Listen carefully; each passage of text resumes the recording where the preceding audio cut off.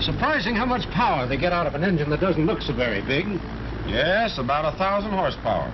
In the 4 engines together? Oh, no, 1,000 each. About 4,000 or so all told. Well, looks like I'm getting curious at the right time. You seem to know the answers. I'm an engineer, automotive. An automobile engineer? Just the man I need. My name is Alan. Reynolds is mine. I don't want to bore you, but there's some things I'd like to ask you. Well, you won't bore me by talking about engines. You see, I'm a cartoon animation director. You mean you draw cartoon comedies for the movies? That's right. We're doing a cartoon with a bunch of little imps using an automobile to win a war. Everything is swell except we get in trouble whenever we try to show the engine. I'm on my way out to the coast for a vacation, so I ought to forget about engines. This cartoon stuff sounds interesting. I always wondered how they did it. Well, maybe we can dicker a bit. How about spending a day or two at the studio? That sounds okay to me. We've got a cutaway engine out there that might help you.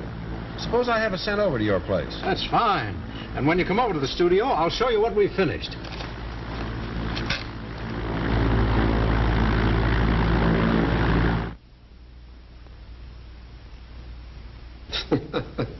I think it's pretty clever the way you fellows combine cartoon figures with something that looks as real as that automobile. We made tracings from photographs of a real car for those scenes. But when it came to the sequence inside the engine, we began to have troubles. I think the cutaway engine will help you there. It ought to be here by now. Well, let's go and see. These are the animators, the boys who make the original drawings. We want an army of imps making the engine go. Now you show us what they should be doing. Well,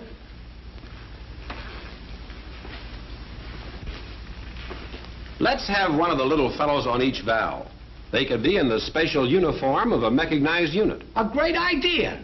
Then we make the imps' hats in the shape of valves, and then have them jump up and down. The action will make them open and close the chamber with their valve hats. That sounds good. Except this engine that belongs in the car you're showing has overhead valves. Notice that the valves are on top, and you have a direct flow of fuel mixture into the combustion chamber. Oh, well, then we'll put the imps up on top. And because the fuel comes directly into the head, that means greater economy. How about having an old miser imp in charge of doling out just the right amount? A stingy-looking fellow with whiskers who just hates the idea of waste. That's okay. The valve mechanism is specially designed for quiet operation, just like everything else in this engine. Why not have monitor imps walking around with quiet please signs? Say, we'll make a cartoonist out of you yet. Oh, here's the way the valve imps will look.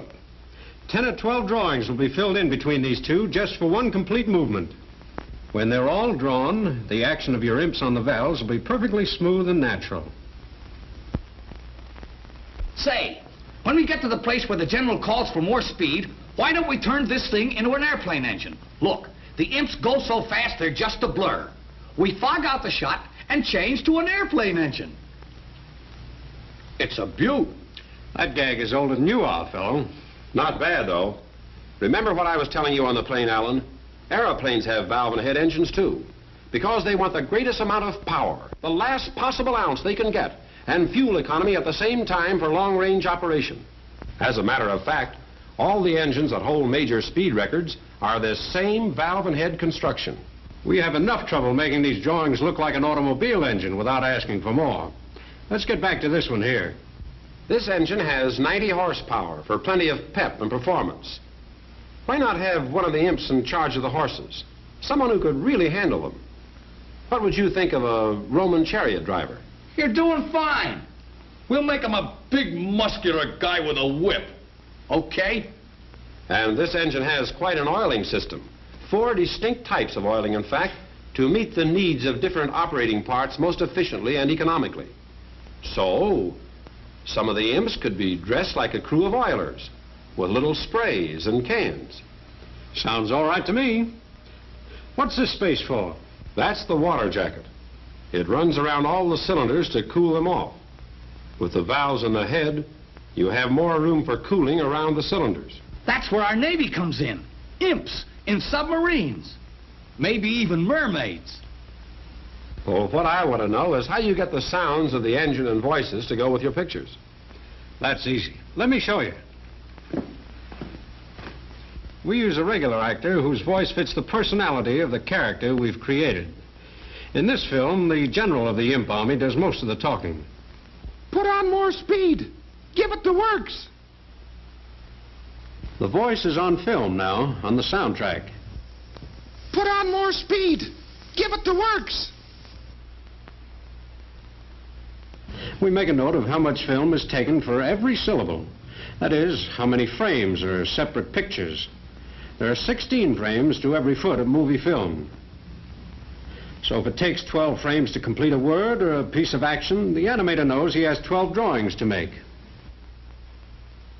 He uses his own lip movements as a guide when he draws a character speaking. Animators don't have to be crazy, but it helps.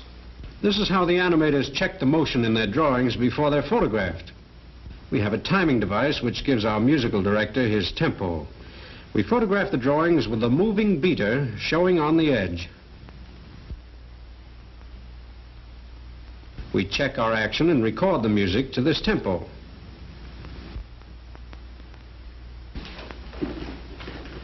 This is the tracing and opaquing department. In here, the drawings that have been checked are traced with ink on transparent celluloid. We call them cells. Then over here, the opaquers fill in between the lines to give the character body and to block out the background. These are the backgrounds over here. Still more drawings. In fact, in a 10-minute animated cartoon, there are 15 to 20,000 separate drawings. Wow. I never realized it took that many. The cells are put together like an assembly line, and they're photographed one by one over the backgrounds.